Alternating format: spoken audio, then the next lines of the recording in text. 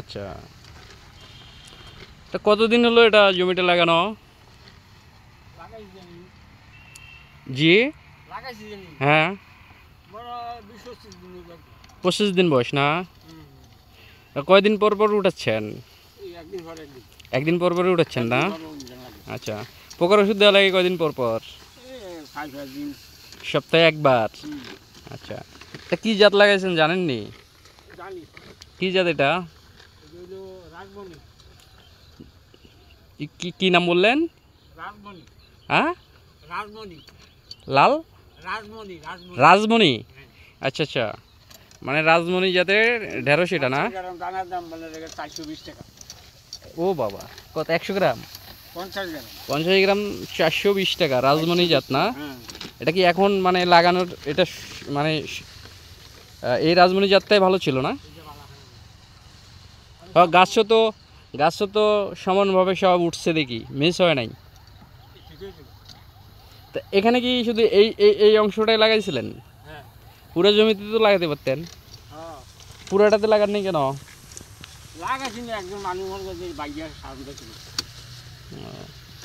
ও আচ্ছা, মানে আবার উঠাইতে হবে, কাজও তো করতে হবে নাকি? ওই পাশটাতে কি বেগুন দিছেন আপনি? হ্যাঁ, বেগুন কাঠ আপনার? আরেকজনের? ও, তা আপনার ঢেঁড়স ঠিক আছে, কিন্তু আপনি কিছু মাল উঠানো যাইতো, কিন্তু না উঠে ওষুধ দিচ্ছেন আবার।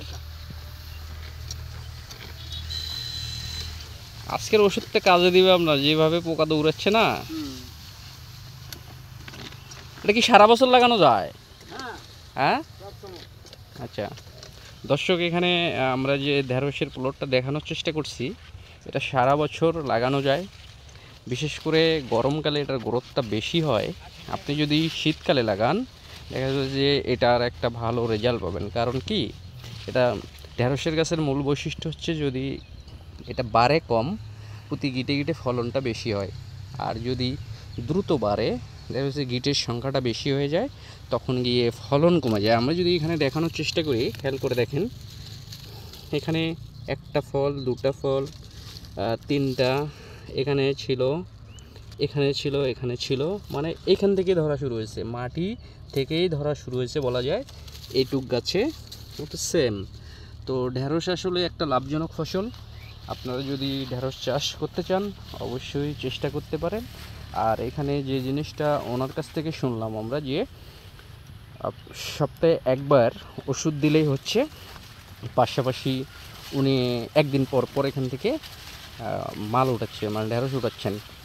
আচ্ছা কাকু, এখন পর্যন্ত এই 25-26 দিন বয়সে বিক্রি শুরু হয়েছে কতদিন থেকে? বেচা কেনা শুরু হয়েছে কবে থেকে? 2-3 দিন আগে। ও কেবল শুরু হচ্ছে। আচ্ছা, প্রথমে কতটুকু পারতে পারছিলেন? প্রথম 10 কেজি, 8-10 কেজি। তো দর্শক, এখানে একটা জিনিস বলে রাখি, যে ঢেঁড়স কিন্তু প্রথমবার যখন তোলা হয়, তখন এই 5-7 কেজি, 10 কেজির মধ্যে থাকে। পরে দেখা যায় যে আবার বাড়তে বাড়তে বাড়তে বাড়তে দেখা যাবে যে এখানে আপনার এমনও আছে, একদিনে 2 মণও আসতে পারে, 50 কেজিও আসতে পারে। হ্যাঁ, ঢেঁড়সের মজাটাই এই, তাই না? কিন্তু সমস্যা হলো তোলা। কিন্তু ফলন ঠিক হয়। আর পোকার ওষুধটা যদি এইভাবে সপ্তাহান্তর কেউ ব্যবহার করে, তো তার আর মানে টেনশনের কোনো কারণ নেই, এবং এটা প্রতিদিন একটা ভালো টাকা আসে আর কি। 80 টাকা কেজি? মাশাআল্লাহ, দেখছেন, উনি 8 কেজি ঢেঁড়স বেচছে 80 টাকা কেজি। হ্যাঁ, তো যদি এখান থেকে এখন 50 কেজি উঠাইতে পারে, তো রেটটা একটা ভালো।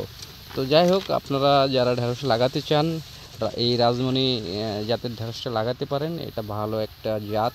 আমরা এখানে জমিতে যেটা দেখতেছি, হ্যাঁ, এটা কোন কোম্পানির কাকু জানেননি? আচ্ছা, রাজমণি বললেই হবে।